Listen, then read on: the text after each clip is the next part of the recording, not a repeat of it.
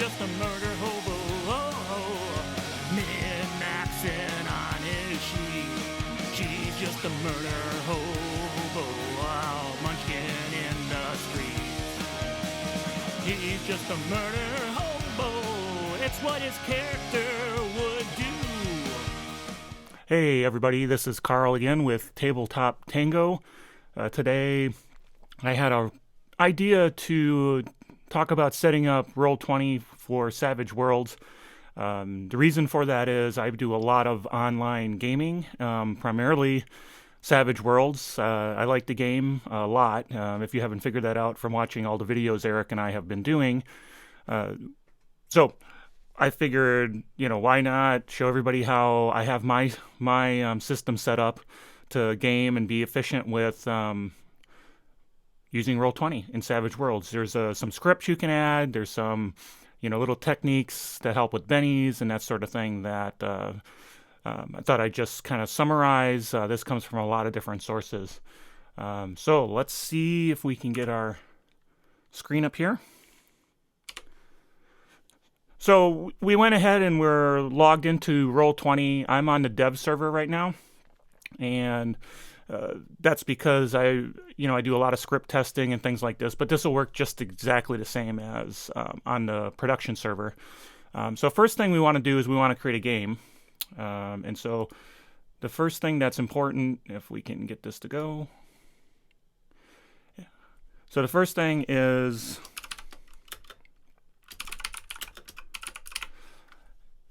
we don't create the game right away. We want to make sure that we select our character sheet, and the best one to select for Savage Worlds is the let's get there, the Savage Worlds, in my opinion, tab layout.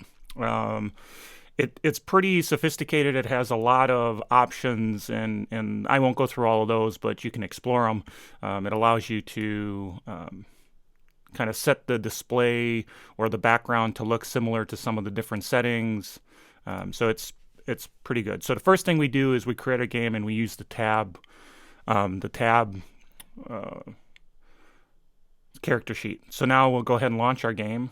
Well, we're also going to need to add scripts. So let me get our so I'm going to go ahead and open this link in a new tab because we're going to need our scripts so we can add those. All right, so then we're going to go launch our game.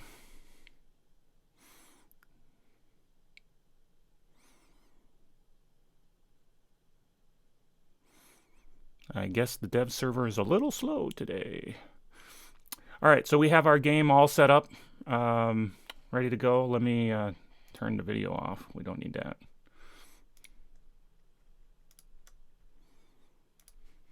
Okay. So we have this, so we have our basic game, and it's got the character sheets. Those, so let's go ahead and save changes. If we go and edit, oh, sorry, didn't mean to edit. Meant to go here, character sheet. We can see we have the sophisticated tabbed character sheet. It's got a lot of different settings. You can put quick configuration in for different settings. There's some additional and some other things. So there's a lot here to explore. I'm not going to explore all of it. But let's just say this is the best sheet to go with. It's got all the roles built in. It's pretty easy to use, and it's pretty sophisticated. So let's go ahead and save that. We're also going to need a second character when I demonstrate some of the other things. So we'll go ahead and create a second character.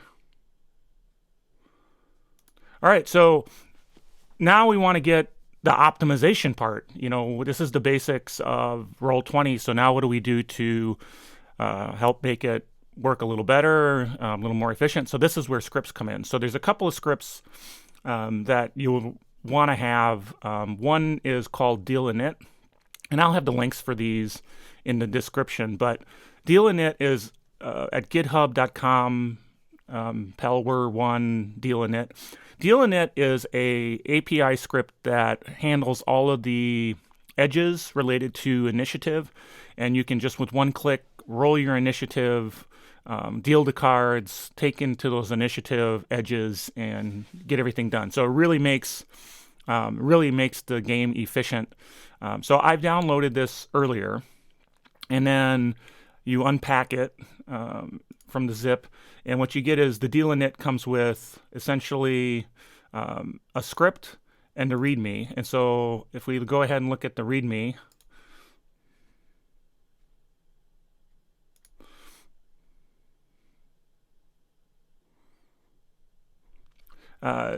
it says what we need to do is create a attribute on our character sheet, and then we can put in all of our different edges that will be handled. So first thing we need to do is install the script.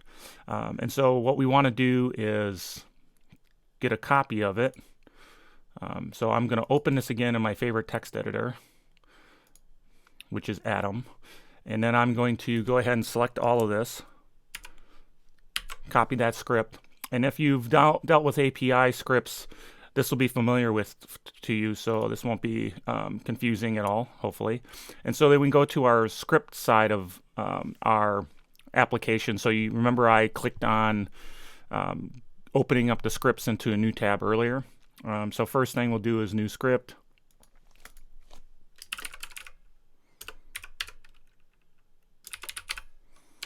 And then we go ahead and paste our script in there, and then we're going to save that.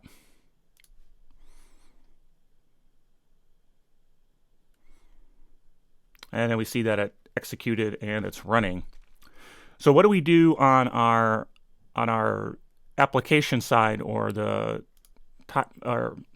application side, the Roll20 side of it to use this? Well, so we've got the script installed, so now we need to do a couple of things. Remember, we go look at the attributes, and here's all those attributes for the sheet. We need to add init edges, like and so remember, we go back to our Atom editor, and we need to create this thing called init edges for each one of our. So we'll do that for each character. So he has init edges.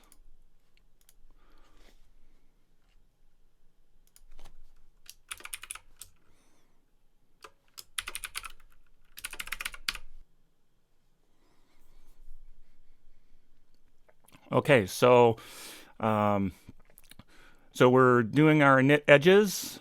We have that installed and put in. So now let's start using it to get ready. So we go back to our description, and it says we can put different ones in. So let's go ahead and give one of our guys, let's give this guy level-headed, and we'll give this guy the quick one.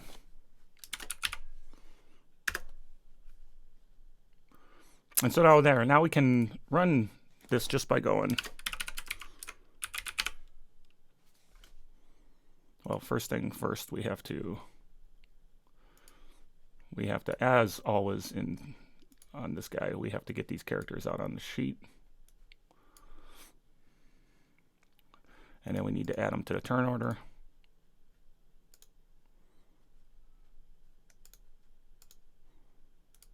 Okay. And then we can go ahead and we can deal our init. And there it worked. And you can see level-headed, we get a king and a 9, and so go ahead and do the king. So we don't want to keep typing deal init. And if one of the other commands is reset, and that shuffles the deck. And so there's this guide, it tells you all the commands. So, but we don't want to spend all our time typing commands, obviously. So we want to create a couple of macros for that, which I'm sure most of you are probably aware of how to do that. So we'll do it quick.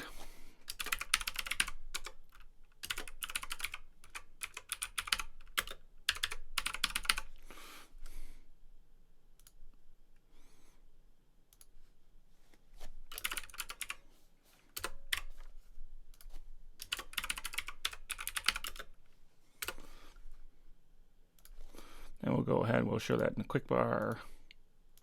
And so now we can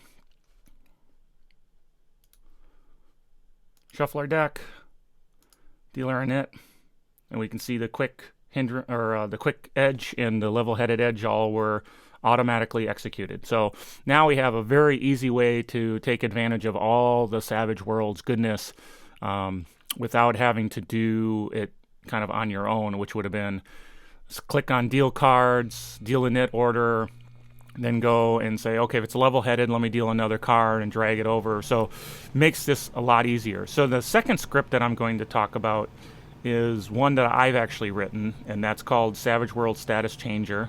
Again, we'll have a link, and that one's in the actual Roll20 API repository. And this one lets you change the status kind of with kind of quickly, consistently, without having to click on that button and hoping you remember what each one did. So let's go ahead and open that. So again, I've downloaded already. We're going to open it with Atom. Going to copy all that, and then we'll go back to our script library. We're going to do new script.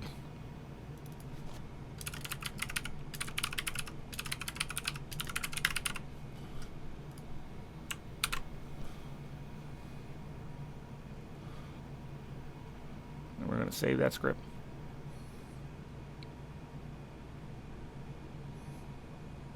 And it's fired up. Okay, so we go back into here, and this script is a lot easier with a macro. So I'm going to go ahead and install the macro right away. And in the text of my what's in the repositories, I actually give a sample macro script. Let's go ahead and get that installed.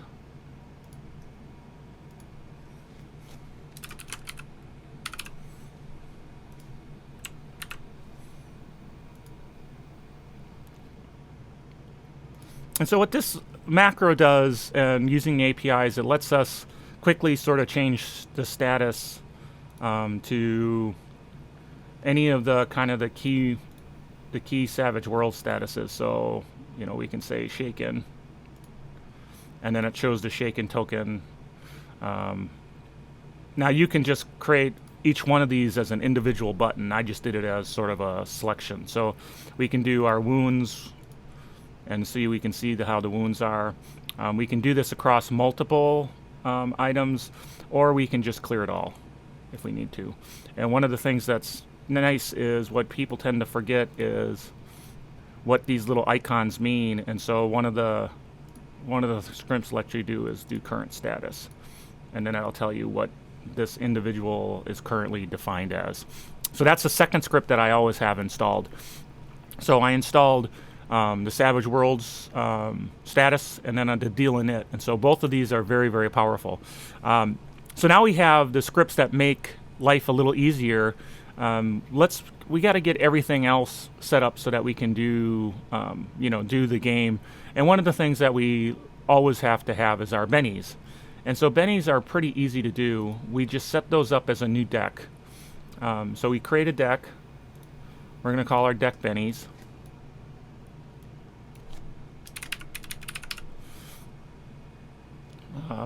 And then we need to have a card backing. And so we're going to go ahead and now I backed the Kickstarter for Savage Worlds Adventure Edition, and I received a whole bunch of virtual tabletop icons and that sort of thing. But you can use anything. But I'm going to go ahead and use the Benny that came with that virtual tabletop. And so we're going to go ahead and take that, and we're going to drag that in there.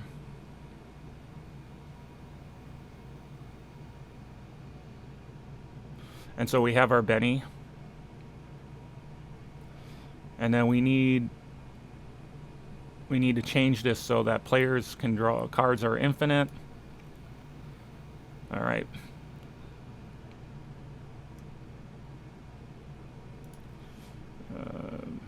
Forgot to add the actual Benny. So we add a new card.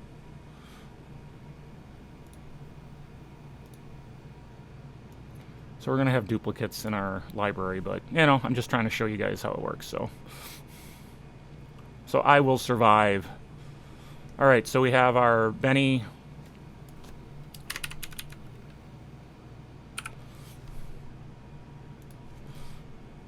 So now we have a Benny deck. We can go ahead and... Oh, God. It's like I don't even know where anything is anymore. We can go ahead and show our Benny deck. And then to give characters bennies, it's a simple matter of taking the card and giving it to, and then the team gets bennies. When we're dealing and when we deal out, we can deal them just like any other cards. We can say deal X number of cards, so that we can give our 3 bennies right away to all our players and that sort of thing. So now we have our bennies, easy peasy. When a character wants to use it, they just go open their and then drop it on the tabletop. And then we got bennies. And you can have all the different bennies you want, any style for your game, what have you. So we did our deal a knit, our status marker. We did our bennies. If we wanted to create a conviction deck, we would do the exact same thing, but with a different token. If you want to add the adventure deck or something along those lines, you'd do the same thing. You'd create a deck, and you'd go through, and you'd add each card individual, which I did for one of my games, and it took a long time to do. So if you want to do it, that's pretty exciting to players like the adventure deck, but it takes a lot of time to go step by step to do it. And if you back the Kickstarter, or they may just have it available for you to download, you can get the adventure deck in virtual tabletop format, that you can drag each one of these in to create your deck. So now we've got that. Let's say we want to do some chases. Chases is, again, very easy to do. We're just going to duplicate our deck. And so now we've got 2 decks. We can obviously change, the color of it, the backgrounds, that sort of thing. But for now, it's very easy to have 2 decks, one for our chase, one for if we wanted to go and use the deck for dealing out. So easy. That's another easy thing to do. So we've got our chase deck, our adventure deck we know how to put up. And so let's talk about templates. So there's multiple ways of doing it. Let me explain how I do it. So I actually create a character that is my template. And so I'm going to call it Blast Template.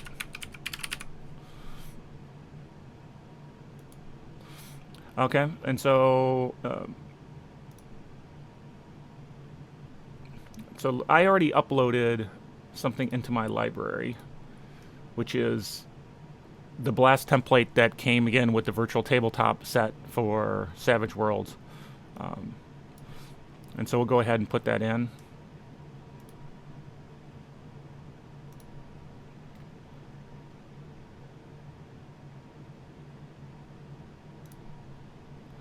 And so now we drag it over, and it's not the right size, obviously. So we can get that to be the right size that we want, whatever template that this is going to be, whether it's large blast, medium blast, what have you. I won't go into all of it, or, if you uploaded the cone. So this is the size we want.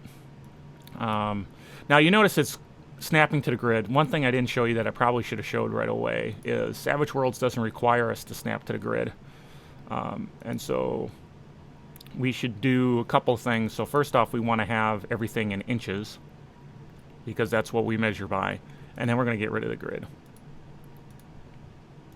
So now our characters can move without the grid.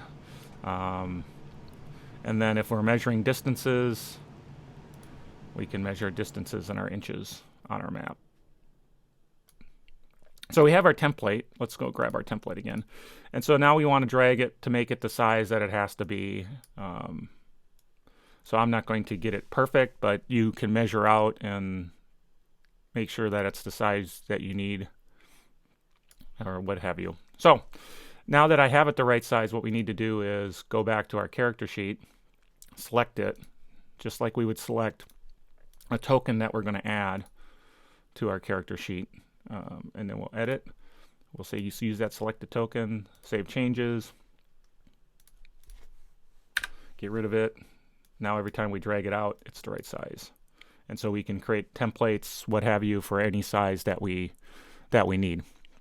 So what do we got? We got a template. We got our character sheet. We can deal a knit easy. We can change the status easy. We got our Benny decks, our conviction decks, all that good stuff. And then last thing we want to do is make sure that we can roll successfully in the world of Savage Worlds. The beautiful thing about the sheets, the built-in sheet or the character sheet that we added, is that you can pretty much, you click on the little button and it'll roll for you. Ooh, all right, critical fail. Good way to start. And there's all over the place. But for a game master, when I game master, I really don't like having a million character sheets for every potential NPC. So what I do is I create a couple of macros that let me sort of one-click roll. And so let's go ahead and create those macros. So let's add, let's start with our character with a roll of the traditional D6. And so to do that, we would create a macro that's going to roll both our D10 and our D8 or D6 and our wild die. And so I created a macro earlier, so I'm just going to copy it in. And I do this for each one of my die types. And so I'll show you in a second what I do that makes. So we save this macro. So let's put it in the bar. So that's what I do. I put each one of these in the bar. And then if I got a character, we're doing something, it's a wild card, doesn't matter what it is, I can just click real quick and then I'll get this versus the wild die. If it's an extra, I just ignore the wild die and I just use that value as I roll it out for the characters. So good stuff there. You can, and then I can create a button for each one of the traditional rolls. If you need to roll in the window or you want to create something that does all that in one click, there is from a rolling standpoint, there is a standard way of doing that in Roll20, and that is /R. We can go 1d6. Let's say we have a d6 and then our wild die, and then we say keep highest 1. And so this will roll a d6 and then roll another d6, which exploded, aced, and then it says keep the highest 1. So you can put that into a macro, and then essentially you'll just get whatever the highest value of the two is, the two wild die versus your trait die. So there's really, now we're ready to rock and roll. We're ready to play Savage Worlds efficiently because we got a great character sheet. We got our status marker changer easy. We've got deal and it that makes initiative easy. We created our Benny deck, so we got that. And so I showed you a little bit about how we run the deal, how we do the status change, and how we do some rolls. So that's all you need to kind of efficiently use Savage Worlds on Roll20. I've got another script out there called Savage Worlds Raise Roller, which is great for, that script is great for if you've got folks who aren't great at math or struggle with doing that D4. And what that script does is allows you to, every time you roll the die, it shows you if you've gotten raises, how many raises. So that's another script that if you have folks who that would work out well for them because of the math aspect of it, you can install that one as well and use it. I won't go through that because that's kind of a specialized use case, but I'll try to include the link in the video notes. So now we've got Savage Worlds ready to rock and roll, like I said. I appreciate everybody. I appreciate everyone coming and listening again or watching the video once again. And again, it's been great talking to everybody.